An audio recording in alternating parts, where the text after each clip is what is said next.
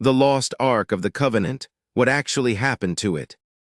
The Ark of the Covenant is described in Exodus as a chest approximately 5 cubits long and 5 cubits wide and tall, roughly 4 feet by 5 feet, made of acacia wood and covered inside and out with pure gold. On top were 2 golden cherubim facing each other with wings spread. Inside were the stone tablets on which God had written the 10 Commandments, along with Aaron's rod and a jar of manna. The Ark was the most sacred object in ancient Judaism, the physical presence of God among the people of Israel, the place where God communicated with Moses. The Ark's history in the biblical narrative is filled with dramatic episodes. It parted the Jordan River for the Israelites. It toppled the walls of Jericho. When the Philistines captured it, the Ark caused their god Dagon to fall from his pedestal and their people to break out in tumors. When the Ark was returned, and a man named Uzzah reached out to steady it as it was falling, he was instantly struck dead for touching it. The Ark arrived in Jerusalem under King David, who danced before it. Solomon built the first temple specifically to house it in its innermost chamber, the Holy of Holies. The Ark's last clear appearance in the Hebrew Bible is in the reign of King Josiah, approximately 620 BC, when priests were instructed to return the Ark to the temple.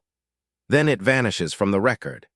In 587 BC, Nebuchadnezzar of Babylon besieged Jerusalem, destroyed Solomon's temple, and carried the Jewish people into the Babylonian exile. The Ark is not mentioned among the temple treasures taken by Nebuchadnezzar in the Book of Kings or in the Book of Daniel.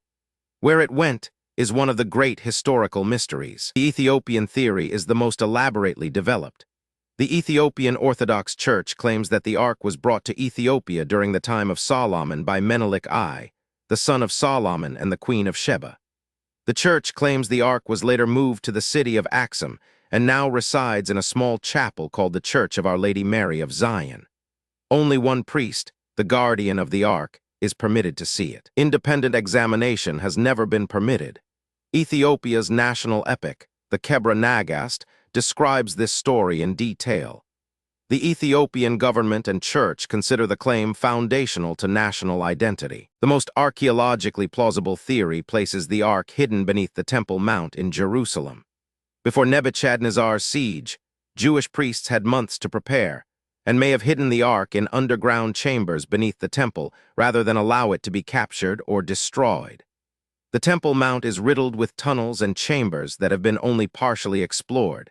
Access is politically impossible given the sensitivity of the site, which is now home to the Dome of the Rock and the Al-Aqsa Mosque.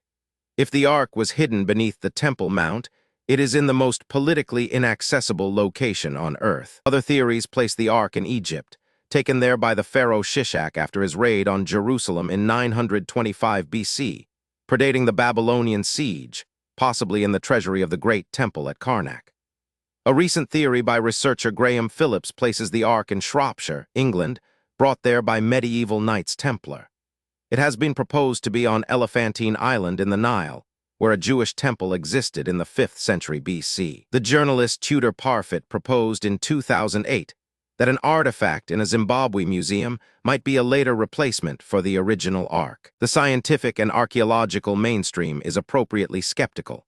The Ark, if it existed as described, was a wooden chest covered in gold.